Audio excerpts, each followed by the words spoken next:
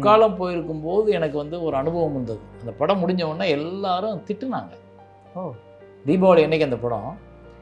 அந்த படத்தை பார்த்துட்டு என்னடா படம் அழுகிறதுக்கு அப்போ எடுக்கலாம், தீபாவளி அன்னைக்கு அழுகாட்சி படத்தை கொடுத்து ராஸ்கல்னு திட்டிட்டு போனாங்க. கடைசியில் என் கல்யாணம் வந்து நான் நினைக்காத ஒருத்தரோட தான் நடந்துச்சுன்றது 100% நினச்சவங்களோட வாழ மாட்டாங்க. புதுசாக ஒரு கல்யாணம் பண்ணி அவங்களோட தான் சந்தோஷமாக வாழ்வாங்க. பட்டின்னு திட்டுவாங்க, பிராந்தன் திட்டுவாங்க, சில நேரம் பாண்டியன் திட்டுவாங்க அப்படின்ட்டு. பாண்டியன் என்ன எனக்கு தெரியல, படம் பார்க்கும்போது கேட்கணும்னு தோணுச்சு உங்களுக்கு? அது நம்ம தமிழ்நாட்டுக்காரங்கள் வந்து நிறையா இங்கே போய் வேலை பார்ப்பாங்க. ஓகே. நம்ம நாடு பாண்டி நாடு. மதுரைக்காரங்க நிறையா இங்கே போகிறவங்க இருப்பாங்க. பாண்டி நாட்டை சேர்ந்தவர்கள் தான் இங்கே போய் படையெடுத்தது. அதே மாதிரி 4 சினிமாட்டோகிராஃபர்ஸ். விஜய் மில்டனோட எனக்கு பண்ணும்போது முதல் இது வந்து கேரளாவில் பண்ணுறோம். பண்ணும்பொழுது கருத்து ரீதியாக நிறைய முரண்பாடு இருந்தது. நினைவுகள் நெஞ்சினில் அந்த ஒரு பாடல் தான். ஆமாம், அந்த பாட்டில் ஒரு சின்ன ஒரு ஷாட்டு, அவர் சிகரெட் எடுத்து நெஞ்சில் சுட்டுக்குவேன். காதலை எதிர்கொள்ள முடியாமையா, இல்லை அந்த காதல் தோல்வியை தாங்க முடியாமையா, இல்லை இப்படி ரணம் நான் பண்ணியிருக்கேன் பார் உனக்காக அப்படின்னு அவள்கிட்ட காமிச்சு தன்னோட நிலைப்பாடை தெரிவிக்கிறதுக்கான்னு தெரியல. படம் ரிலீஸ் ஆன சமயத்தில் மிகப்பெரிய வைரலான ஒரு விஷயம் வந்து அந்த சாரி, ஆட்டோகிராஃப் சாரி அப்படின்னு இந்த டெக்ஸ்ட்லாம் எழுதுனது. எல்லா கடைகள்லையும் தமிழகம் முழுக்க அது கிடச்சிச்சு. வெளியூர்லேருந்து வெளிநாடுகள்லேருந்து வர்றவங்கலாம் அந்த சாரியை வாங்கிட்டு போகிறது ஒரு பெரிய பெருமையாக நினச்சாங்க. இன்னைக்கு மாதிரிலாம் பிராண்டிங், இன்னைக்கு மாதிரிலாம் இதெல்லாம் இருந்ததுன்னா பெரிய லெவலில் ட்ரேடிங் பண்ணியிருக்கலாம். ஆட்டோகிராஃபோட பெரிய வெற்றிக்கு அப்புறம் எனக்கு வந்த படங்கள் பூராமே விஜய் நடிக்கிற, சிவகார்த்திகை நடிக்கிற படங்கள்லாம் வந்துச்சு. வருத்தப்படாத வாலிபர் சங்கம்லாம் எனக்கு கேட்டாங்க. ஆனால் நான் அந்த மாதிரி நடிக்க முடியாது என்னால். அதனால் நான் நடிக்க ஒத்துக்கல. கில்லி மாதிரி கதையெல்லாம் எனக்கு வந்துச்சு. அப்போ நான் சொன்னேன், அப்பா தவறான அட்ரஸுக்கு வந்துட்டேன், ஜீப்பில் போய் பறந்து விழுகிறதெல்லாம் செட் ஆகாது, இடத்த காலி பண்ணணும்னு சொல்லிடுவேன். அன்னைக்கு 2004 அந்த முதல் காட்சி, அந்த ஃபஸ்ட்டு ஷாட் ஒன்று எடுக்கணும், லெங்க்தி ஷாட், வந்து நின்று திரும்பி சொல்லி வணக்கம் சொல்லி பத்திரிக்கை கொடுத்தோன்னா கட்பாகும். அந்த ஷாட்டு, அந்த ஒரு ஷாட்டுக்கு நான் செலவழிச்ச தொகை 2.5 லட்சம் ரூபா. ஒரு ஷாட்டு. நான் ஒரு பைத்தியம். எனக்கு சினிமாவுக்குள்ளே கொண்டு போய் கேமரா பக்கத்தில் நிப்பாட்டி சினிமாவை ஷூட்டிங்கை காமிச்சு நீங்கள் இந்த ஷூட் பண்ணிகிட்டே இருங்கன்னு சொன்னால் எனக்கு உலகத்தில் எதுவுமே மறந்து போகுது. சேரன்லாம் ஒரு மூஞ்சியா, அந்த மூஞ்சியெல்லாம் பார்க்கணுமா? One India Tamil film beat நேயர்களுக்கு வணக்கம். நான் உங்கள் ரஞ்சித். இந்த ஒரு சிறப்பான நேர்காணலில் நம்மளோட இருக்கிறவர் யார் அப்படின்னு பார்த்தீங்கன்னா, இவரை பற்றி நம்ம நிறைய விஷயங்கள் பேசலாம். அதாவது நிறைய இன்டர்வியூக்கள் நம்ம நிறைய பேர் பண்ணுவோம். ஆனால் ஒரு சில இன்டர்வியூ மட்டும் தான் நமக்கு நெருக்கமாக அமையும். ஏன்னா எதில் உட்காந்துருக்க பர்சன் நமக்கு ரொம்ப பிடிச்சவராக இருப்பார், ஒரு யதார்த்தமான மனிதராக இருப்பார். அப்படி ஒருத்தர் தான் ஒரு யதார்த்தமான மனிதர், ஒரு இயக்குனர், நடிகர், தயாரிப்பாளர் சேரன் அவர்கள். வணக்கம் சார். வணக்கம். எப்படி இருக்கீங்க? நல்லா இருக்கேன். உங்கள் சந்திச்சதில் மகிழ்ச்சி. ஒரு ஆங்கராக இல்லாமல் உங்கள் ரசிகனாக பேட்டி எடுக்கிறதுல எனக்கு சந்தோஷம். நிறைய விஷயம் பேசலாம் ஆட்டோகிராஃப் பற்றி. கட் பண்ணி அப்படியே ஒரு 20 வருஷத்துக்கு முன்னாடி போகலாம், 21 வருஷத்துக்கு முன்னாடி போகலாம். பிப்ரவரி. நீங்களுமா? நான் இப்போ சின்ன பையன், எனக்கு தெரியாது. நீங்கள் மட்டும் தான் போக போகிறீங்க. சரி. பிப்ரவரி 20, 2019. சாரி, ஓகே, 2004 படம் ரிலீஸ் ஆகுது. முதல் நாள் முதல் காட்சி எங்கே பார்க்குறீங்க, எங்கே இருந்தீங்க? அந்த ஃபர்ஸ்ட் ஷோ ரிவ்யூ எப்படி இருந்தது உங்களுக்கு? முதல் நாள் முதல் காட்சி நான் பார்க்கவே இல்லை. என்ன காரணம்? நான் என்னோட படங்கள் பொதுவாக 3 நாள் போக மாட்டேன் தேட்டருக்கு. ஓகே. அந்த ஆடியன்ஸோட மைண்டு செட் ஆகணும். அப்போ நான் சொல்ல அந்த காலகட்டத்தில். ஓகே. 3 நாள் வரைக்கும் டிஃபரான ஆடியன்ஸ் வருவாங்க. அப்போ சில பேர் நல்லா இருக்கும்பாங்க, சில பேர் நல்லா இல்லைம்பாங்க, சில பேருக்கு பிடிக்கும், சில பேர் கத்துவாங்க. ஸோ அதை நம்மளை கொஞ்சம் டிஸ்டர்ப் பண்ணும். ஆனால் 3 நாளைக்கு முன்னாடி இந்த படத்துக்கான ஆடியன்ஸ்னு ஒருத்தர் செட் ஆவாங்க. ஓகே. ஸோ அப்போ போகும்போது ஒரு க்ளீன் அந்த படத்துக்கான ஃபீல் இருக்கும். நம்ம முதல் நாள் போயிட்டு வந்து கன்ஃபியூஸ் ஆகி கத்துறாங்கன்னு சொல்லி அது பண்ணுறாங்க இது பண்ணுறாங்கன்னு நம்ம கட் பண்ணுறோம் படத்தை கெடுத்து போடுவோம். அப்போ அதனால் நான் வந்து பாரதி கண்ணம்மா பொற்காலம் பார்த்தேன். பொற்காலத்துக்கு அப்புறம் நான் தேட்டருக்கு போகிறத கட் பண்ணிட்டேன். பட் அதுக்கு முன்னாடி போயிருக்கீங்க? அந்த முதல் 2 படத்துக்கு தான் போயிருக்கேன். பொற்காலம் போயிருக்கும் போது எனக்கு வந்து ஒரு அனுபவம் இருந்தது. அந்த படம் முடிஞ்ச உடனே எல்லாரும் திட்டுனாங்க. தீபாவளி அன்னைக்கு அந்த படம். அந்த படத்தை பார்த்துட்டு என்னடா படம் அழுகிறதுக்கு அப்போ எடுக்கலாம், தீபாவளி அன்னைக்கு அழுகாட்சி படத்தை கொடுத்து ராஸ்கல்னு திட்டிட்டு போனாங்க ஒரு பெரியவர் இத்தனைக்கும். அப்போ தான் எனக்கு தெரிஞ்சது, ரிலீஸ் அன்னைக்கு முதல் நாள், அதாவது ஃபெஸ்டிவல் டேஸில் படம் ரிலீஸ் ஆச்சுன்னா எல்லா மக்களும் வருவாங்க படத்துக்கு. அது எல்லா மக்களுக்கும் இந்த படம் பிடிச்சிரும்னு சொல்ல முடியாது. நம்ம எடுக்கிற படம், நம்ம செட் ஆஃப் ஆடியன்ஸ் வேறு. அவன் வந்து முதல் நாள் 25% வருவான், அப்புறம் 50% வருவான், அப்புறம் 100% வருவான். ஸோ அப்போ 4வது நாள் 3வது நாள் தான் நம்மளோட ஒரிஜினல் ஆடியன்ஸ், ஒரிஜினல் பல்ஸ் இருக்கும். இப்போ இது ஆட்டோகிராஃபுக்கு அப்படி இல்லை. ஆட்டோகிராஃபுக்கு தெரிஞ்சவங்க குமிஞ்சு வந்துடும். ஆமாம், அதனால இது கிடையாது. அப்போ சொல்கிறேன். ஓகே. அப்போ அதனால் முதல் நாள் இந்த காட்சி போய் பார்க்கல. 3 நாள் வரைக்கும் என்னோடய அலுவலகத்தில் என்னோடய ரூம்லேயே தான் உட்காந்துருந்தேன், எங்கேயுமே போகலை. ஃபோனில் கூப்பிட்டு பேசுகிறது, இந்த மாதிரி சொல்கிறது, இந்த மாதிரி தியேட்டரில் அப்படி இருக்குது அப்படின்னு அதை கேட்டுக்கிட்டு இருப்பேன். ஆனால் அது என்னென்னு கொஞ்சம் வெயிட் பண்ணுவேன். நம்ம ஆட்கள் வரல இன்னொன்று வெயிட் பண்ணுவேன். என்னோடய அசிஸ்டன்ட்ஸ் போயிட்டு வருவாங்க, அவங்க வந்து சொல்லுவாங்க, கத்துறாங்கண்ணே, கட் பண்ணுங்கண்ணே, 10 நிமிஷம் கட் பண்ணுங்க, 20 நிமிஷம் கட் பண்ணேன், கட் பண்ணவே மாட்டேன்னு சொல்லிடுவேன். அப்படி தான் என்னோட பழக்கம். ஸோ அந்த முதல் 3 நாட்கள் ரூம்குள்ளே இருந்துட்டு அதுக்கப்புறம் தான் அந்த ரிவ்யூஸ்லாம் கேட்டுட்டு தான் போவேன். பாசிட்டிவ் தான் இருக்கீங்க. ஓகே. ஆக்சுவலாக இந்த படத்துடைய கதை நிறைய பேர்கிட்ட நீங்கள் சொன்னதாக கேள்விப்பட்டோம். விஜய் சார்லேருந்து விக்ரம், இந்த மாதிரி நிறைய பேர்கிட்ட கதை போயிருந்துருக்கு. படம் ரிலீஸ் ஆன பிறகு அவங்க பார்த்துட்டு யாராவது மிஸ் பண்ணிட்டோம் அப்படின்னு வார்த்தை சொன்னாங்களா? எல்லாரும், அதாவது யாரெல்லாம் மிஸ் பண்ணாங்களோ அவங்க எல்லாருமே பேசினாங்க.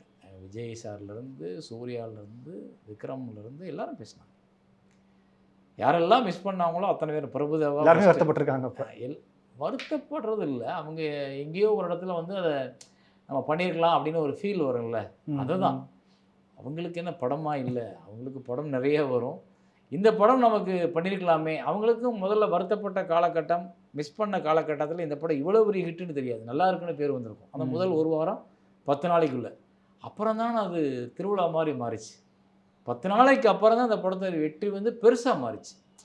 அப்போ முதல் முறையாக இல்லை, இப்போ கூட இப்படி யாரும் பண்ணலை.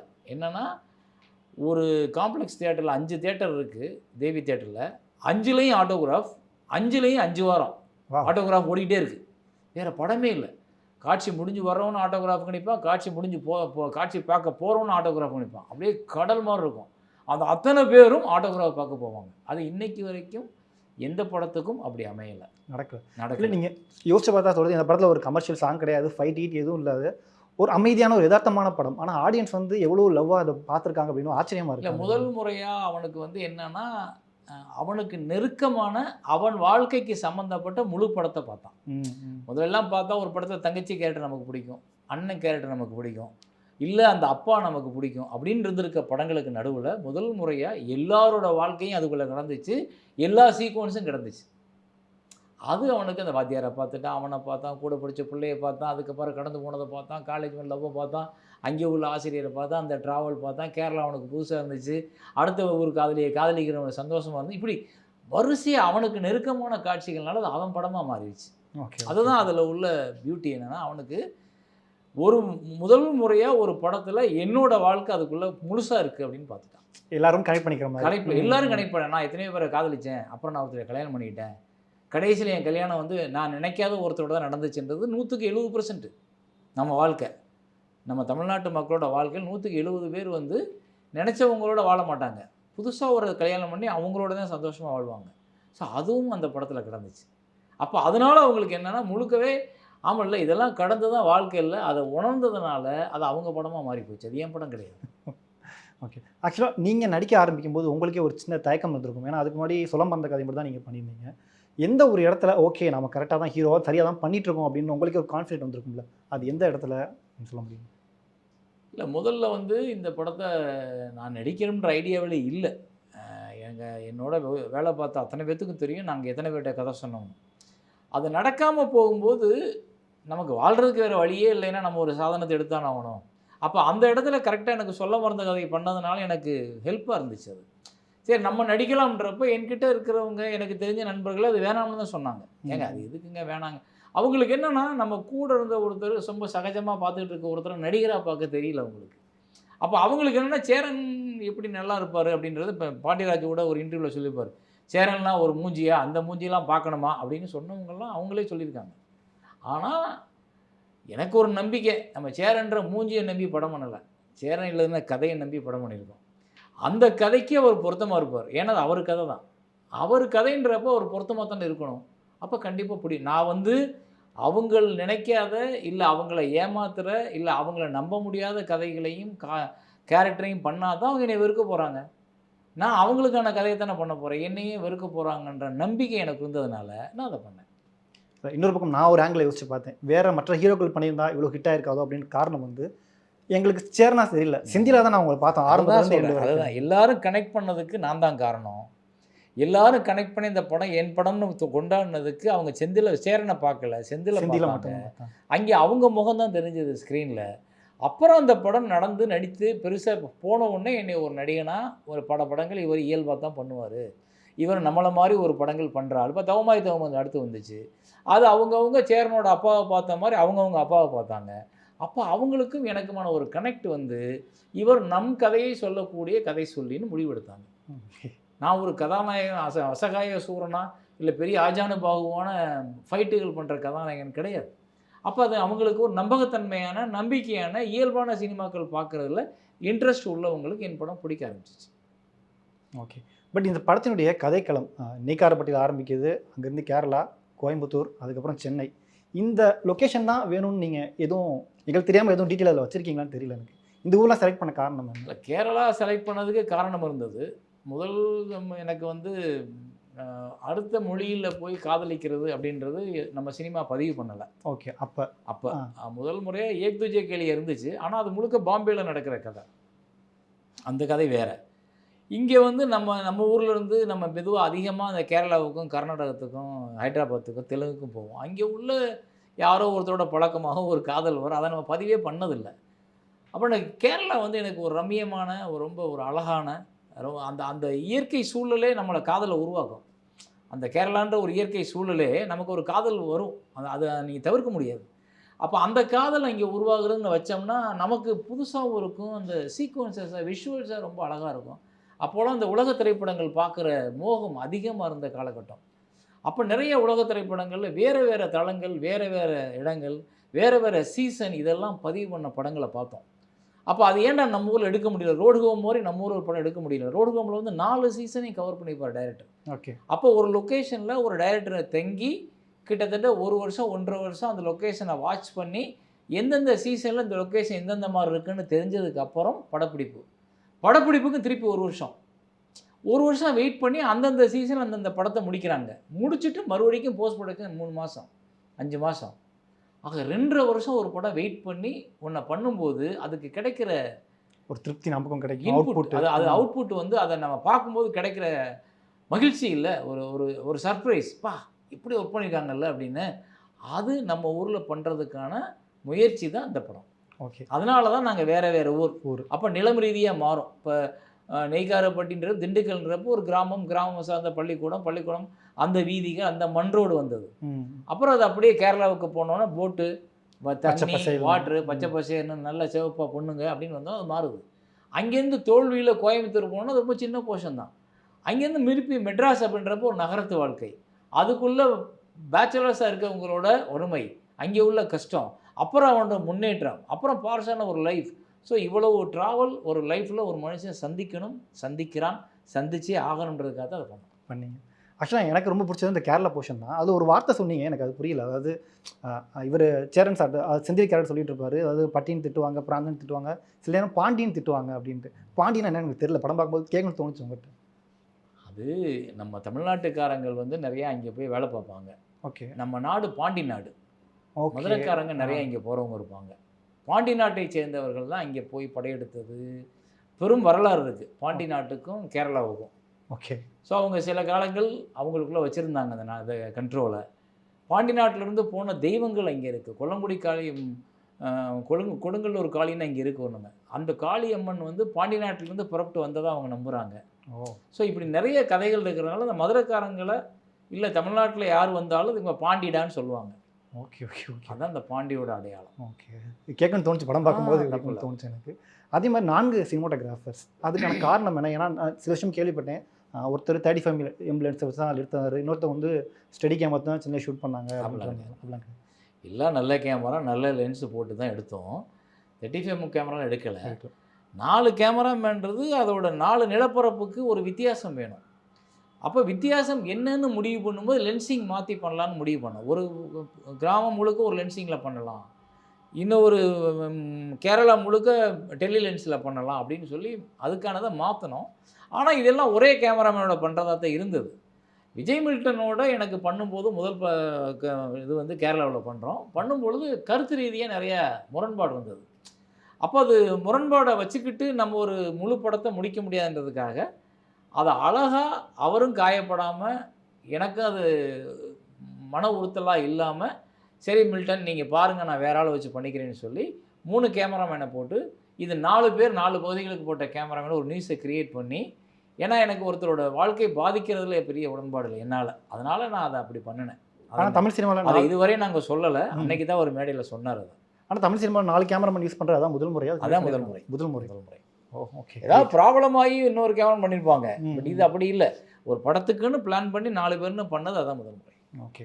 ஆக்சுவலாக இந்த படத்தில் என்னைய ரொம்ப பாதித்தது வந்து அந்த நினைவுகள் நெஞ்சில் இல்லை அந்த ஒரு பாடல் தான். ஆமாம். அந்த பாட்டில் ஒரு சின்ன ஒரு ஷாட்டு, அவர் சிகரெட் எடுத்து நெஞ்சில் சுட்டுக்குவார், சுட்டுக்குவீங்க, சட்டை ஓட்டையாகி புண்ணாகும். அவங்க அப்பா ராஜேஷ் சார் வந்து பார்த்துட்டு மூக்கை பிடிச்சிட்டு போவார். ஸ்க்ரீனில் நமக்கு ஸ்மெல்லாம் வரப்போகிறது இல்லை, ஆனால் அவர் பண்ணுற எஃபெக்ட் வந்து நம்மள மிகப்பெரிய அளவில் பாதிச்சது. உங்களுக்கு காதல் தோல்வி இருந்ததா? எதுக்கு அந்த ஷாட் வச்சிங்க நீங்கள்? காதல் தோல்வி இல்லாத மனிதர்கள் இருப்பாங்களா? இல்லை, நிறைய அப்போ காதலில் தனக்காக வருத்திக்கிறதுன்னு ஒன்று இருக்கும். அது காதலை எதிர்கொள்ள முடியாமையா, இல்லை அந்த காதல் தோல்வியை தாங்க முடியாமையா, இல்லை இப்படி ரணம் நான் பண்ணியிருக்கேன் பார் உனக்காக அப்படின்னு அவள்கிட்ட காமிச்சு தன்னோட நிலைப்பாடை தெரிவிக்கிறதுக்கான்னு தெரியல. அன்றைக்கி நிறைய அந்த மாதிரி காதலர்கள் பண்ணிக்கிறாங்க, சுட்டுக்கிறது, அறுத்துக்கிறது, அப்புறம் எங்கேயாவது போய் சாப்பிடாம ஒரு 4 நாள் சாப்பிடாமல் இருக்கிறது, அப்புறம் எங்கேயோ தொலைஞ்சு போயிட்டு 14 நாள் கழித்து தாடி மீசையுமா வர்றது, இதெல்லாம் அன்னைக்குள்ள பைத்தியக்காரத்தனங்களில் ஒன்று. ஸோ அந்த பைத்தியக்காரத்தனத்தில் ஒன்று நான் அந்த படத்தில் வச்சுட்டு, அவ்வளோ பைத்தியக்காரத்தனமாக இருந்தவனாலையும் வாழ்க்கையில் மாற முடியுது, அவனால் வேற ஒரு இடத்துக்கு நகர முடியுது, அவனால் வேற ஒரு இடத்த அந்த அந்த தோல்வியை கடந்து வாழ்கிறதுக்கான வாய்ப்பு வந்து இந்த உலகம் கொடுக்கும் அப்படின்னு நம்பிக்கையை கொடுக்கறதுக்காக ஒரு மிகையாக வைக்கப்பட்ட காட்சி தான் அது. அந்த தண்ணி அடிக்கிறது எல்லாமே. ஓகே.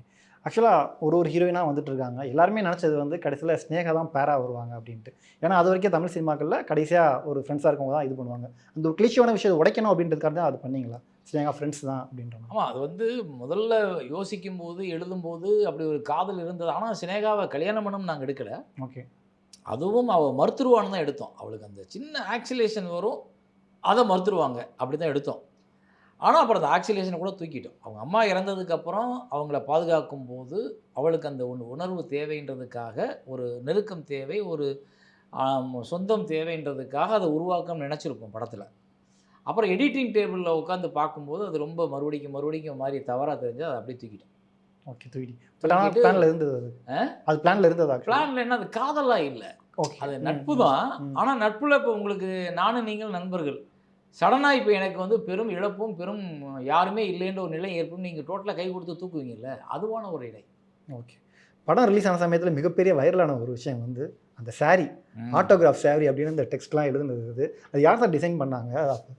அது ஐடியா என்னோடது. ஓகே. அதை செஞ்சு முடித்தது யூனிட். நீங்கள் பார்த்தீங்களா? அப்போ கடைகளெல்லாம் கரெக்டாக தொங்க விட்டுருப்பாங்க. எல்லா கடைகள்லையும் தமிழகம் முழுக்க அது கிடச்சிச்சு. வெளியூர்லேருந்து வெளிநாடுகள்லேருந்து வர்றவங்களாம் அந்த சாரியை வாங்கிட்டு போகிறது ஒரு பெருமையாக நினச்சாங்க. அதெல்லாம் நடந்துச்சு. அது பெரிய பெரிய விஷயந்தான். அது அதான் படத்தில் பண்ண ஒரு விஷயம் வந்து ரீச் ஆகுது அப்படிங்கிறது வந்து பெரிய விஷயம். இன்னைக்கு மாதிரிலாம் பிராண்டிங், இன்னைக்கு மாதிரிலாம் இதெல்லாம் இருந்ததுன்னா பெரிய லெவலில் ட்ரேடிங் பண்ணியிருக்கலாம் அதை. Okay sir. அதே மாதிரி இன்னொரு விஷயம், அந்த ஸ்டார்டிங்கில் வந்து இந்த ஹாப்பி வயசுக்கு வந்ததே அப்படின்னு அவங்க ப்ரொப்போஸ் பண்ணுறது, இந்த மாதிரியான விஷயங்களுக்குலாம் எப்படி சார் உட்காந்து நீங்கள் எழுதும் போதே இதெல்லாம் மைண்டுக்கு ஒரு மாதிரி ஸ்பாட்டில் போயிட்டு இது பண்ணி? அதெல்லாம் எழுதும்போதே வந்தது தான், ஸ்பாட்டில் வந்தது கிடையாது. எழுதும்போதே அந்த அந்த காட்சி வந்து அவளை மிஸ் பண்ணுறது இன்றைக்கி நம்ம சொல்கிறோம் இல்லையா, அன்னைக்கு வந்து அந்த மிஸ் பண்ணது தான். அதை வந்து எல்லோரும் வேறு மாதிரி பார்ப்போம். ஸோ ஏஜ் அட்டன் பண்ணிட்டாங்க அப்படின்றப்ப இனிமேல் பெண்கள் பேச மாட்டாங்க, நம்ம கூட பழக மாட்டாங்க அப்படின்னு ஒன்று இருக்கும். ஸோ அதை வந்து செந்தில் எவ்வளோ முக்கியமான லைஃப்லன்னு சொல்ல வைக்கிறதுக்காக அந்த ஷார்ட்டு. இப்போ பிறந்தநாள்னா ஹாப்பி பர்த்டே சொல்லிடுறோமே, ஏன் அதுக்கு சொல்லக்கூடாதுன்னு ஒரு இன்னசென்ட்டான ஒரு கேள்வி அவனுக்கு உருவானதான் காரணம். ஓகே. ஆக்சுவலாக படம் முடிஞ்சு நீங்கள் பார்க்கும்போது, இப்போ திரும்ப பார்க்கும்போது ஏதாவது ஒரு சீன் கிரிஞ்சாக இருக்குது அப்படின்னு உங்களுக்கு தோணுச்சா? இந்த கிரிஞ்சுன்ற வார்த்தையில் எனக்கு உடன்பாடு இல்லை. அது வந்து இந்த கிரிஞ்சுன்னு சொல்கிறதெல்லாம் புரியாதவர்கள், எல்லா விஷயங்களையும் ரொம்ப சாதாரணமாக பார்க்குறவங்க இருக்காங்கல்ல, அது எவ்வளோ பெரிய விஷயத்தை ரொம்ப சாதாரணமாக பார்க்குறவனால தான் அதை கிரிஞ்சுன்னெலாம் சொல்ல முடியும். அதை உணர்ந்தவங்க அதோட உழைப்பையோ அதோட தன்மையோ இல்லை யார் செஞ்சாங்கன்றதையோ இல்லை அவங்களுக்கும் இந்த இந்த வேலைகளுக்கும் என்ன பங்கு இருக்குதுன்னு தோணுதுங்களோ, அதுக்கு அவங்க எவ்வளோ ஈடுபட்டு அவர் நினச்சவங்க உணர்ந்தவங்களோ சொல்ல மாட்டாங்க. ஸோ அது கிரிஞ்சுன்றது பொறுப்பற்றவர்களோட வார்த்தை. அது நான் விருப்பப்பட. இப்போ எல்லோரும் ஒரு வயதானவர்கள் பார்த்து கிரிஞ்சுன்னு சொல்கிறாங்க, அப்போ அவங்க வீட்டில் இருக்க அப்பாவை கிரிஞ்சுன்னு சொல்லுவாங்களா? கண்டிப்பாக மாட்டேன். சொல்லக்கூடாது. அதை வந்து நம்ம உண்மையாக கண்டிக்கணும். ஸோ எல்லார்ட்டையும் வந்து கமெண்ட் மூலமாக ஒருத்தனை காயப்படுத்திடலாம் அப்படின்னா அந்த ஜென்ரேஷன் வந்து தவறாக வளருதுன்னு அர்த்தம். அப்படி சொல்லக்கூடாது. அதனால் நம்மளே நம்ம காட்சியில் வந்து கிரிஞ்சுன்னு தோணுச்சா அப்படின்றதா நமக்கே பக்குவம் இல்லைன்னு அர்த்தம். அப்படி இல்லை, நமக்கு அன்றைக்கி இது தேவைன்னு தான் வச்சுருப்போம். இன்றைக்கி அந்த தேவையோ பொறுமையோ இல்லைன்னா அதை தூக்கிடு, முடிஞ்சு போச்சு. ஆனால் அது குறைவானதாவோ தவறானதாவோ இல்லை அனுபவமற்றதாவோ அது இருக்காது. அது அந்த காட்சிக்கு கண்டிப்பாக தேவையானதாக இருந்திருக்கும். இப்போ ரீரிலீஸில் எதுவும் கட் பண்ணியிருக்கீங்களா? இல்லை அதே போர்ஷன் நாங்கள் பார்த்த அதே? இல்லை, கட் பண்ணியிருக்கேன். 20 நிமிஷம் கட் பண்ணியிருக்கேன். இந்த 20 நிமிஷம் நீளம் குறைவாக இன்றைக்கி உள்ளவரோட பொறுமை ரொம்ப அந்த இப்போ நீங்கள் கேட்டது மாதிரியான கூட்டம் வந்து பொறுமையேற்று கத்தக்கூடாது. அதுக்காக நான் அதை வந்து கொஞ்சம் குறைச்சிருக்கேன். ஓகே. இந்த படத்துடைய வெற்றிக்கு மிக முக்கியமான ஒருத்தர் இப்போ நம்மளோட இல்லை, சபேஷ் அவர்கள். 2 பேர். Sabesh, Rajesh sir, Rajesh sir plus Sabesh. இல்லை. ஏன்னா இப்போ சபேஷ் அவர்கள் இப்போ ரீசெண்டாக இருந்த பல படங்கள் அவரோடு நீங்கள் ஒர்க் பண்ணியிருக்கீங்க. ஆமாம். இல்லை, அவங்களோட இசை திறமை வந்து ரொம்ப அசாத்தியமானது. நான் வந்து என்ன பார்ப்பேன் எப்போவுமேனா, ஒரு திரைப்படத்திற்கு ரீரிகார்டிங் ரொம்ப முக்கியமானதுன்னு பார்ப்பேன். அந்த ரீரிகார்டிங் தான் அந்த திரைப்படத்தை இன்னும் கொஞ்சம் அப்படி ஹைலைட் பண்ணி காமிக்க, நம்ம அந்த உணர்வுகளை கொண்டு போய் நமக்குள்ளே கடத்தும். அது ரீரிகார்டிங் இன்றைக்கி நிறையா படங்களில் நிறையா மியூசிக் டைரக்டர் சரியாக பண்ணுறதில்ல. ஏன்னா அதை நம்ம நினைக்கிற எமோஷன் கரெக்டாக கன்வே பண்ண தெரியும். அவங்க பண்ணுறதுலாம் வெறும் ஃபில்லப்பாகவே இருக்குது. அவங்க அந்த சீனில் ஒரு மியூசிக் வேணும்னு வச்சுருக்காங்களே ஒழிய, ஆனால் அந்த மியூசிக் வந்து என்னோடய உணர்வை இன்னும் கொஞ்சம் அண்டர்லைன் பண்ணி என்ஹான்ஸ் பண்ணி தூக்கி உங்களுக்கு கொடுக்குது அப்படின்னு சொல்கிறதுக்கு வராது. இப்போ இன்னும் நீங்கள் பொற்காலம் படம் பார்த்தவங்களுக்கு அந்த ரீரிகார்டிங் மைண்டில் இருக்கும்.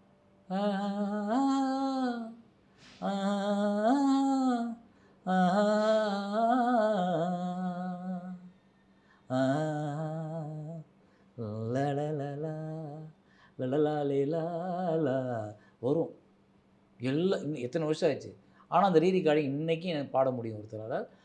அன்னைக்கு வந்து இது எப்படி எனக்கு இப்போ ஞாபகம் வந்ததுன்னா, ஒரு வாரத்துக்கு முன்னாடி என்னமோ ஒரு பொற்காலம் படத்தை எங்கேயோ பார்த்துருக்காரு ஒருத்தர்.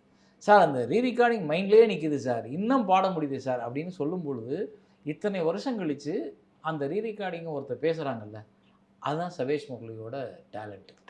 அவங்க இன்றைக்கும் இன்னைக்கு காலகட்டத்துக்கும் இன்றைக்கி உள்ள திரைப்படங்களுக்கு நிஜமாக அவங்களோட திறமை அசாத்தியமானது. ஆனால் அதை நம்ம சரியாக பயன்படுத்திக்கல. இங்கே பயன்படுத்துறதுக்கு ஒரு மார்க்கெட் தேவைப்படுது, ஒரு வியாபாரம், ஒரு வெற்றி. அவங்க ஏதோ ஒன்று எதிர்பார்க்குறது இந்த சினிமாவும் இந்த திரையுலகம் இந்த ஹீரோக்களும். அதனால் அவங்கள யாரும் பெருசாக கூப்பிட்டு கொடுத்துடல. இத்தனைக்கு அவங்க வந்து தேவா சாரோட ஒர்க் பண்ணும்போது பெரிய பெரிய ஹீரோக்களுக்கெல்லாம் படம் பண்ணியிருக்காங்க ரீரிகார்டிங்கில். அவரோட திறமையை வந்து உணர்ந்து அவரை ஒரு மியூசிக் டைரக்டராக்கி இன்னும் நிறைய படங்கள் அவர்கிட்ட வந்து வாங்கலாம் நம்ம சமூகம். ஓகே. பட் ஆட்டோகிராஃப் ரிலீஸ் ஆன பிறகு நடிகர் சேரனா எல்லாரும் கொண்டாட ஆரம்பித்தாங்க. அதுக்கு பிறகு உங்களுக்கு கான்ஃபிடென்ட் வந்துருச்சு அவங்களுக்கு, ஓகே நம்ம ஹீரோவாக ட்ராவல் பண்ண முடியும் அப்படின்றது? வரல. என்ன காரணம்? இல்லை, எனக்கு தெரியுமில்ல என்னையை பற்றி. நான் என்ன பண்ணால் நல்லா இருக்கும்னு எனக்கு தெரியும். நான் எப்படி நடப்பேன்னு எனக்கு தெரியும். எப்படி சிரிப்பேன்னு எனக்கு தெரியும். அது எந்த இடத்துல எங்கே சூட்டபுளாக இருக்கும்னு எனக்கு தெரியும். நீங்கள் எல்லாரும் சொல்கிற மாதிரி நான் ஒரு மகத்தான பெரிய நடிகன்லாம் கிடையாது. நான் ஒரு கேரக்டருக்கு ஆப்டாக இருக்கக்கூடிய ஒரு கதை நாயகன், அவ்வளோதான். நான் அந்த கதைக்கு பொருத்தமாக இருந்தேன்னா அந்த கதை நல்லா இருப்பேன். நான் அந்த கதை எனக்கு பொருத்தமாக இல்லைன்னு நடிக்க முடியாது. ஸோ அப்போ எனக்கு என்ன பொருந்தும்ன்றதை தெரிஞ்சு இத்தனை படங்கள் நடித்தேன் நான். அப்படி வந்தது தான் இத்தனை படங்கள். இப்போ இருக்கிற ஜென்ரேஷனுக்கு வேறு ஒரு கதாபாத்திரம் தேவைப்படுது, வேறு ஒரு கதை சொல்கிறதுக்கான ஆட்கள் தேவைப்படுறாங்க. அதனால் இப்போ நான் நடிக்க முடியலை, அவ்வளோதான். ஓகே. ஏன்னா நாங்கள் பார்த்த அளவுக்கு சேரன் அப்படின்னா ஒரு யதார்த்தமான நடிகர், அவருக்கு ஒரு யதார்த்தம் இருந்திருக்கும். அதில் நான் எந்த தவறும் சொல்ல. நான் நடித்தா யதார்த்தமாக தான் நடிப்பேன். மிகையை நடிக்கிறதுக்கு எனக்கு நான் பிளான் பண்ணுறதுல தெரியாது. எனக்கு அப்படி நடித்தா பிடிக்காது. இப்போ நான் என்னோடய படங்களில் மற்ற நடிகளே நான் மிகையை நான் வாங்க மாட்டேன். என்னோடய படத்தில் நடித்த எல்லாருமே அளவோடு சரியாக தான் நடிச்சிருப்பாங்க, நூல் பிசகாமல். ஒரு இடத்துல கூட இவங்க சரியாக மிகையாக பண்ணிட்டாங்கன்னு நான் சொல்லவே முடியாது. அப்படி யாருமே கிடையாது. தவமாய் தவமத்தில் அவ்வளோ பெரிய கேரக்டர், படம் முழுக்க ராஜகணேசன் நடிச்சிருப்பார். எங்கேயோ ஒரு இடம் மிகைன்னு சொல்லுங்கள், சொல்லவே முடியாது. அப்படி கதறி அழுது கோலம் போடலாம் மாட்டோம். அப்போ அவங்களையே மிகையாக நடிக்காமல் வாங்க தெரிஞ்ச எனக்கு நான் நடிக்கிற படத்தில் என்னை கண்ட்ரோல் பண்ண தெரியும். ஸோ அப்போ அது இயல்பான நடிப்பு. அந்த இயல்பான நடிப்பு கூட எனக்கு ஒத்து வர்ற கதாபாத்திரமாக இருக்கும்பொழுது சிறப்பாக இருக்கும். ஓகே. அதனால தான் நான் சூஸியாக பண்ணுறேன். ஈவன் நான் ஆட்டோகிராஃபோட பெரிய வெற்றிக்கு அப்புறம் எனக்கு வந்த படங்கள் பூராமே விஜய் நடிக்கிற, சிவகார்த்திகேயன் நடிக்கிற படங்கள்லாம் வந்துச்சு. அந்த மாதிரி கதைகள் அந்த மாதிரி கதைகள் ஏதாவது வருத்தப்படாத வாலிபர் சங்கம்லாம் எனக்கு கேட்டாங்க. ஆனால் நான் அந்த மாதிரி நடிக்க முடியாது என்னால். அதனால் நான் நடிக்க ஒத்துக்கல. கில்லி மாதிரி கதையெல்லாம் எனக்கு வந்துச்சு. அப்போ நான் சொன்னேன், அப்பா தவறான அட்ரஸுக்கு வந்துட்டேன், நீ போக வேண்டிய அட்ரஸ் வேறு, நம்மளுக்கு இது செட் ஆகாது சாமி, ஜீப்பில் போய் பறந்து விழுகிறதுலாம் செட் ஆகாது, இடத்த காலி பண்ணணும்னு சொல்லிடுவேன். Okay sir. சார் இந்த படத்துடைய ஆரம்பத்திலேயே அந்த நேம் கார்டெலாம் போடும்போது அந்த லெட்டர்லாம் போடுவீங்க. லெட்டர் போட்டு அவங்க கேரக்டர் நேம் வரும்போது கீழே இதெல்லாம் போடுவீங்க. நிறைய பேர் அந்த மாதிரி லெட்டர் எழுதிருந்துருப்பாங்க. படம் பார்த்துட்டு யாராச்சும் உங்களுக்கு இந்த மாதிரி பெரிய ஆட்டோகிராஃப் மாதிரி பாராட்டினாங்க, எழுதி பாராட்டினாங்க? நிறைய பாராட்டினாங்க. அந்த மாதிரி நிறைய பாராட்டு. அதுவும் இந்த படம் கனெக்ட் ஆகுறதுக்கு வரணும் ஒரு காரணம். அவங்க வந்து அந்த ஆட்டோகிராஃப் மாதிரியான அந்த பக்கங்கள் திரும்புகிறதையும் அதில் ஒவ்வொருத்தர் பேர் இருக்கிறதையும் பார்க்கும்போது இது வந்து டோட்டலாக 2001 உள்ள அன்னைக்கு உள்ள படம் பார்க்குற ரசிகர்களுக்காக பண்ண விஷயம். ஆனால் இப்போ நான் அதை கட் பண்ணியிருக்கேன் படத்தில். கட் பண்ணிட்டீங்க? ஏன் கட் பண்ணேன்னா இன்றைக்கி உள்ளவங்களுக்கு அது கனெக்டே ஆகாது, ஸ்லோவாகும். ஸோ அப்போ அதை நான் கட் பண்ணி வேறையாக போட்டிருக்கேன். Okay okay. ஆனால் இன்றைக்கி யோசிச்சு பார்க்கும்போது அளவு நல்ல மெமரிஸாக இருக்குது எங்களுக்கு. இப்போ வந்து செல்ஃபி எடுத்துக்கிறாங்க, இதுதான் இருக்கே தவிர அந்த மாதிரியான லெட்டர் பார்க்குறது, ஆட்டோகிராஃப் வாங்குறது, காலேஜ் முடிஞ்சு பிரியும் போது சைன் வாங்கி இனிமேல் நீங்கள் ரீக்ரியேட் பண்ணவே முடியாது. நீங்கள் அதை பற்றி ஃபீல் பண்ணிங்கன்னா வயசானவங்க ஆயிடுவீங்க. அதான் இந்த ஜென்ரேஷன் கேப் இல்லை, அது மாறி போச்சு, அது விட்டுறணும். ஓகே. பட் இந்த ஜென்ரேஷன் கேப் நீங்கள் எப்படி பார்க்குறீங்க? அது எல்லா டைத்திலும் உள்ளது தானே. இப்போ நான் உருவாகும் போது எனக்கு முன்னாடி இந்த இயக்குநர்கள் பெரிய பெரிய இயக்குநர்கள் இருந்தாங்க. அதுக்கடுத்து என்னோட படங்கள் மற்ற படங்கள் வர ஆரம்பிக்கும் போது அவங்களாம் மெதுவாக நகர்ந்தாங்கல்ல. அப்போ ஜென்ரேஷன் கேப் அதை அக்செப்ட் பண்ணி தானே ஆகணும். அது மாதிரி இப்போ வர நம்ம ஜென்ரேஷன் மாறுதுன்னா அதை அக்செப்ட் பண்ணி தானே ஆகணும். ஜென்ரேஷன் கேப்பை நீங்கள் தவிர்க்கவே முடியாது. உங்களுக்கு வயசாகிறது நீங்கள் வந்து நிப்பாட்டவே முடியாது. அப்போ அதை நம்ம ஒத்துக்கிட்டோம்னா அவங்களோட போகலாம்.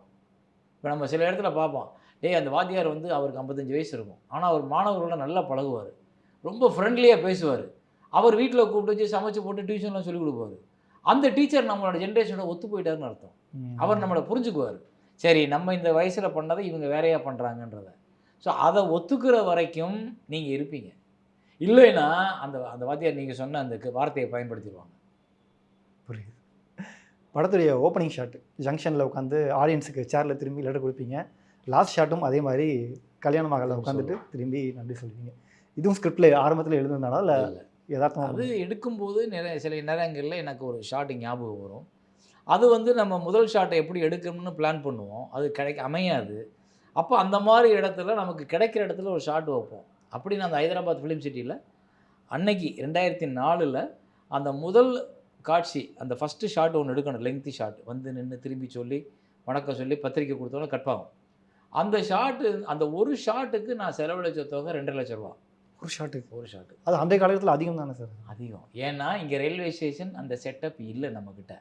ரயில்வே ஸ்டேஷனில் போய் பெர்மிஷன் வாங்கினா பெர்மிஷன் கொடுத்து டெபாசிட் கட்டி அது இன்னும் அதிக செலவு. அதுக்கு நான் அரேஞ்ச்மெண்ட் பண்ண முடியாது. இது வந்து ஹைதராபாத் ஃபிலிம் சிட்டியில் இந்த செட்டப் இருந்தது. அன்னைக்கு அதோட வாடகை அதோட இது எல்லாம் சேர்ந்து ஸ்டுடியோவுக்கு மட்டும் 1.5 லட்ச ரூபா. அப்புறம் இங்கேருந்து போக்குவரத்து எல்லோரும் போனது தங்கினது வந்தது எல்லாம் சேர்த்து 2.5 லட்ச ரூபா அந்த ஒரு ஷாட்டுக்கு. ஏன்னா அந்த ஷாட் எனக்கு வேணும். அதை எடுக்கும்போது தான் எனக்கு ஞாபகம் வந்துச்சு, இதே மாதிரி தான் கடைசி ஷாட் இருக்கணும் அப்படின்னு. ஓகே. ஆக்சுவலாக படத்துடைய தயாரிப்புலையும் நீங்கள் தானே இருக்கீங்க? அதில் தயாரிப்பு நான் தானே? நீங்கள் தான் இருக்கீங்க. அது உங்களோட க்ரியேட்டிவை பாதிச்சுது? அந்த பாதிக்காது? ஏன்னா இவ்வளோ பணம் நம்ம செலவு பண்ணுறோம். ஒரு பைத்தியம். எனக்கு சினிமாவுக்குள்ளே கொண்டு போய் கேமரா பக்கத்தில் நிப்பாட்டி சினிமாவை ஷூட்டிங்கை காமிச்சு நீங்கள் இந்த ஷூட் பண்ணிக்கிட்டே இருங்கன்னு சொன்னால் எனக்கு உலகத்தில் எதையுமே மறந்துது. ஏன்னா எனக்கு அப்படி ஒரு அசைக்க முடியாத ஒரு பைத்தியம் அது மேலே, சினிமா மேலே. அதனால் காசு கேஸில் எனக்கு தெரியாது. ஓகே. நான் நிறைய இழந்திருக்கேன், நிறைய சம்பாரிச்சிருக்கேன், அப்புறம் திருப்பி மறுபடியும் நிறைய இழந்திருக்கேன், திருப்பி நான் சம்பாதிப்பேன். ஆனால் எனக்கு பணம் பெரிய விஷயம் இல்லை. ஆனால் எல்லாமே சினிமா. இன்றைக்கி உட்காந்து 21 வருஷத்துக்கு அப்புறம் அந்த படைப்பை இவ்வளோ பேசுகிறீங்கல்ல, அது நான் அந்த பணத்தை பெருசுன்னு நினச்சிருந்தா நீங்கள் இவ்வளோ பேசியிருக்க மாட்டீங்க. இன்றைக்கி நான் ரிலீஸ் பண்ணுறதுக்கு வாய்ப்பே இருந்திருக்காது. அன்றைக்கி நான் அந்த படத்தை ஆரம்பிக்கும் போது 0 பேலன்ஸ், பணமே கிடையாது, முழுக்க கடன் வாங்கி தான் படம் பண்ணுறேன். கிட்டத்தட்ட 480 என்னமோ இந்த படத்தோட காப்பி நான் 2004. அப்போ அன்றைக்கி அது 12 கோடி ரூபா. அவ்வளோலாம் படம் யாரும் பண்ணதே கிடையாது. நான் ஆனால் துணிஞ்சு பண்ணுறேன். பண்ணிவிட்டு இந்த படத்தை ரிலீஸ் பண்ணுறேன். ரிலீஸ் பண்ணும்போது வியாபாரமே ஆகலை, பணமே கிடையாது. 4 கோடியும் கடனில் படத்தில் 4 கோடி இன்வெஸ்ட் பண்ணால் 4 கோடியும் கடன். படத்தை வெளியே விடுறோம். படம் ரிலீஸ் ஆகி ஓடலைன்னா முடிஞ்சிருக்கும் கதை. ஆனால் ஒரு நம்பிக்கை, படத்தை ரிலீஸ் பண்ணுறோம், மக்கள் காப்பாற்றுறாங்க. அப்போ அவங்களுக்கு நான் உண்மையாக இருக்கணுமா வேணாமா? நிச்சயமா. கரெக்ட். அதுக்கப்புறம் அது 10 கோடி சம்பாதிக்கிற படம். அவ்வளவு சம்பாதிக்கிற படம், அந்த பணம் வந்த உடனே திருப்பி நான் மதிமயங்கி போயிட முடியாது. அதை வச்சு திருப்பினா அழகாக இருக்க பயமாக இருக்கிற படத்தை எடுக்கிறேன், அப்புறம் தவமாந்துக்கு போகிறோம், அப்புறம் இன்னொருக்கு போகிறோம். இப்படி எடுக்கும்போது நான் அதுக்கு பணத்தை பற்றி நான் யோசிக்கவே கூடாது. பணம் வரும், நான் என்ன ஊரில் வந்து கொண்டாந்தேனா? நான் டைரக்டரே ஆயிருக்கட்டு என்ன பண்ணியிருப்பேன்? ரைட். நான் ஊர்லேருந்து வரும்போது சாதாரணமாக வெறும் சூட்கேஸை தூக்கிக்கிட்டு ஒரு 4 சட்டையை வச்சுக்கிட்டு 4 பேண்ட்டை வச்சு தானே வந்தோம். அப்போ இங்கே வந்து இவ்வளோ பெரிய வாழ்க்கை சினிமா தானே உனக்கு கொடுத்துச்சு. அப்புறம் அதையே நீ ஏமாற்ற நினைக்கிற? அதுக்கு கேட்குறத கொடுத்துரு. சினிமா தான் என் வீடு, என் மனை, அது கேட்டால் கொடுத்துருணும். நம்ம நேசிக்கிற துறைக்கு நம்ம உண்மையாக இருக்கணும். அவ்வளோதான். நான் நிஜமாக சொல்ல அதை நான் மைண்டில் பண்ணியிருந்தேன்னா, நான் வேணா நேரம் கோடீஸ்வரனாக இருக்கலாம், 4 வீடு வாங்கியிருக்கலாம், பெரிய பணக்கார வச்சுருக்கலாம், நான் பாட்டுக்கு உட்காந்து சாப்பிட்லாம். இன்றைக்கி எல்லாம் அதை பண்ணுவாங்க. ஆனால் நான் படம் பண்ணியிருக்க முடியாது. இன்றைக்கு வரைக்கும் நான் தொடர்ந்து படம் பண்ணிக்கிட்டே போயிருக்க முடியாது. அப்போ அதுக்கான காரணம் தான் பணத்தை பற்றி நான் நினைக்கலைன்றது. ஓகே, நிறைய விஷயங்கள் பேச. அது கூட வந்து நான் தியாகம் பண்ணுறேன்னு சொல்லலை. எனக்கு என் படம் நான் போய் உட்காந்தேன்னா எனக்கு அதை கேட்குது. இந்த ஒரு ஷாட்டுக்கு 2 லட்சம் இப்போ நீங்கள் கேட்டிங்கல்ல, இது அன்னைக்கு என்னோட இருந்தவங்க, என் மேனேஜர் எல்லாரும் கேட்டாங்க. என்ன திட்டிருப்பாங்களே பாதி பேர், என்ன சார் இப்படி பண்ணுறீங்கன்னு. ஆனால் அந்த ஷாட் இப்போ நீங்கள் இன்றைக்கி சொல்கிறீங்க பார்த்தீங்களா? நான் சும்மா ஒரு காரில் வந்து பஸ்ஸில் வந்து இறங்கி நீங்கள் சொல்லுவீங்களா? சொல்ல மாட்டீங்க. ஏன்னா ஒரு ஷாட் 21 வருஷம் கழித்து கடைசி ஷாட்டும் முதல் ஷாட்டும் பேச வைக்குது உங்களை. அதுதான் அந்த 2 லட்சத்துக்கான வேல்யூ. நிச்சயமாக நிச்சயமாக சார். நிறைய விஷயங்கள் இருக்குது படத்தை பற்றி பேசுகிறதுக்கு. நேர்மின்மை காரணமாக டக்குன்னு முடிச்சுக்கலாம். இன்னும் சில விஷயங்கள், அதாவது காதலித்த பையனுக்காக மூக்குத்தி குத்துறது, சென்னைக்கு வந்த பிறகு அந்த நண்பர்லாம் சேரும்போது பசிக்குது உன் பிரெட்டை கொஞ்சம் கொடுக்குறியா அப்படின்ற மாதிரியான காட்சிகள்லாம் அதுக்கடுத்து தமிழ் சினிமா பெருசாக பார்த்த மாதிரி எனக்கு ஞாபகம் இல்லை. அப்படி நிறைய விஷயங்கள் பண்ணியிருந்தீங்க. வாழ்த்துக்கள். தொடர்ந்து இந்த மாதிரி நீங்கள் நிறைய படங்கள் பண்ணணும். ஆட்டோகிராஃப் ரீரிலீஸ் வெற்றி அடைய இந்த படம் மக்கள் எப்படி கொண்டாடுறாங்கன்றதை பொறுத்து அவங்க என்ன டேஸ்ட்டில் இருக்காங்கன்னு தெரிஞ்சிடும். இது எனக்கு ஒரு ட்ரையல். மறுபடியும் நான் என்னை சரி பண்ணிக்கிறதுக்கு இது எனக்கு ஒரு ட்ரையல். நாமே ஒரு சுய பரிசோதனை பண்ணுறோம். அவ்வளோதான். அதை நான் சரி பண்ணிக்கிட்டேன்னா படம் பண்ணுவோம். நிச்சயமாக சார். எப்படி ஆட்டோகிராஃப் ஹிட் ஆச்சோ அதே மாதிரி இதுவும் ஹிட் ஆகும் நம்புகிறோம். வாழ்த்துக்கள் சார், உங்கள் நேரத்தை பயந்துக்கிட்டதுக்கு. நன்றி.